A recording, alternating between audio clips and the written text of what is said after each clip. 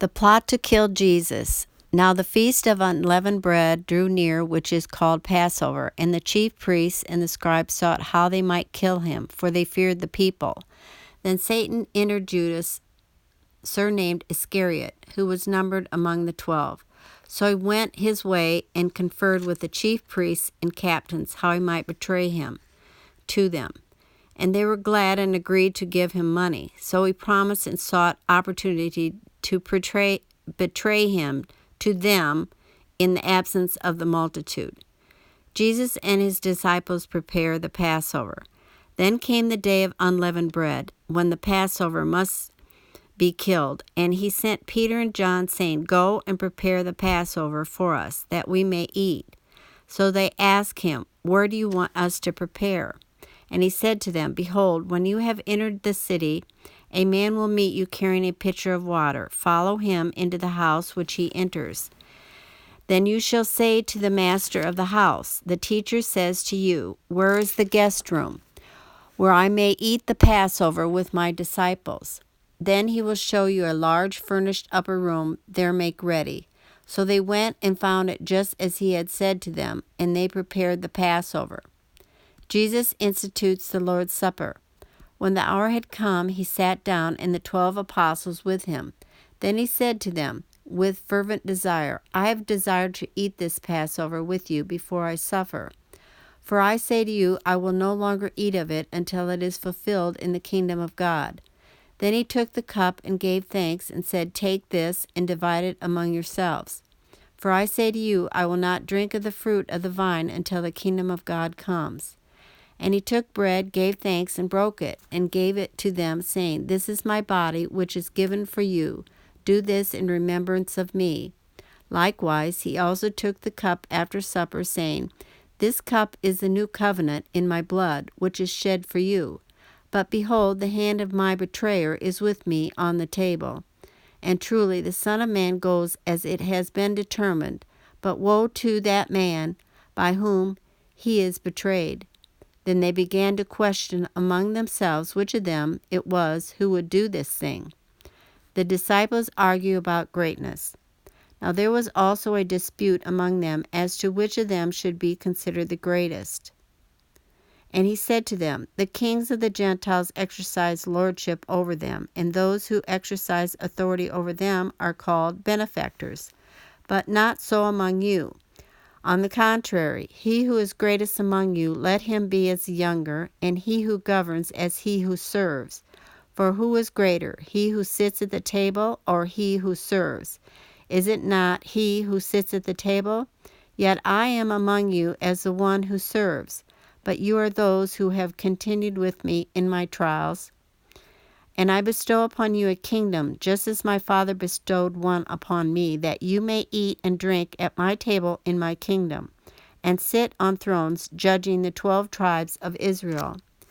Jesus predicts Peter's denial. And the Lord said, Simon, Simon, indeed Satan has asked for you, that he may sift you as wheat. But I have prayed for you, that your faith should not fail, and when you have returned to me, strengthen your brethren. But he said to him, Lord, I am ready to go with you, both to prison and to death. Then he said, I tell you, Peter, the rooster shall not crow this day before you will deny me 3 times that you know me. Supplies for the road. And he said to them, When I sent you without money bag, knapsack, and sandals, did you lack anything? So he said nothing. Then he said to them, But now he who has a money bag, let him take it, and likewise a knapsack. And he who has no sword, let him sell his garment and buy one. For I say to you that this which is written must still be accomplished in me. And he was numbered with the transgressors. For the things concerning me have an end. So they said, Lord, look, here are 2 swords. And he said to them, It is enough. The prayer in the garden. Coming out, he went to the Mount of Olives, as he was accustomed, and his disciples also followed him. When he came to the place, he said to them, Pray that you may not enter into temptation. And he was withdrawn from them about a stone's throw, and he knelt down and prayed, saying, Father, if it is your will, take this cup away from me. Nevertheless, not my will, but yours, be done. Then an angel appeared to him from heaven, strengthening him, and being in agony, he prayed more earnestly. Then his sweat became like great drops of blood falling down to the ground. When he rose up from prayer and had come to his disciples, he found them sleeping from sorrow. Then he said to them, "Why do you sleep? Rise and pray, lest you enter into temptation." Betrayal and arrest in Gethsemane.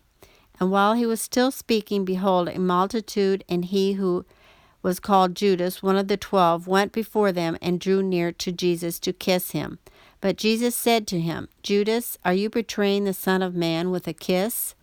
When those around him saw what was going to happen, they said to him, "Lord, shall we strike with the sword?" And one of them struck the servant of the high priest and cut off his right ear. But Jesus answered and said, "Permit even this." And he touched his ear and healed him. Then Jesus said to the chief priests, captains of the temple, and the elders who had come to him, "Have you come out as against a robber with swords and clubs? When I was with you daily in the temple, and you did not try to seize me, but this is your hour in the power of darkness." Peter denies Jesus and weeps bitterly. Having arrested him, they led him and brought him into the high priest's house, but Peter followed at a distance. Now when they had kindled a fire in the midst of the courtyard and sat down together, Peter sat among them. And a certain servant girl, seeing him as he sat by the fire, looked in intently at him and said, "This man was also with him." But he denied him, saying, "Woman, I do not know him." And after a little while another saw him and said, "You also are of them." But Peter said, "Man, I am not." Then after about an hour had passed, another confidently affirmed, saying, "Surely this fellow also with him, for he is a Galilean." But Peter said, "Man, I do not know what you are saying." Immediately, while he was still speaking, the rooster crowed. And the Lord turned and looked at Peter. Then Peter remembered the word of the Lord, how he had said to him, "Before the rooster crows, you will deny me 3 times." So Peter went out and wept bitterly. Jesus mocked and beaten. Now the men who had held Jesus mocked him and beat him, and having blindfolded him, they struck him on the face and asked him, saying, "Prophesy, who is the one who struck you?" And many other things they blasphemously spoke against him. Jesus faces the Sanhedrin. As soon as it was day, the elders of the people, both chief priests and scribes, came together and led him into their council, saying, "If you are the Christ, tell us." But he said to them, "If I tell you, you will by no means believe. And if I also ask you, you will by no means answer me or let me go. Hereafter the Son of Man will sit on the right hand of the power of God." Then they all said, "You are then the Son of God." So he said to them, "You rightly say that I am." And they said, "What further testimony do we need? For we have heard it ourselves from his own mouth."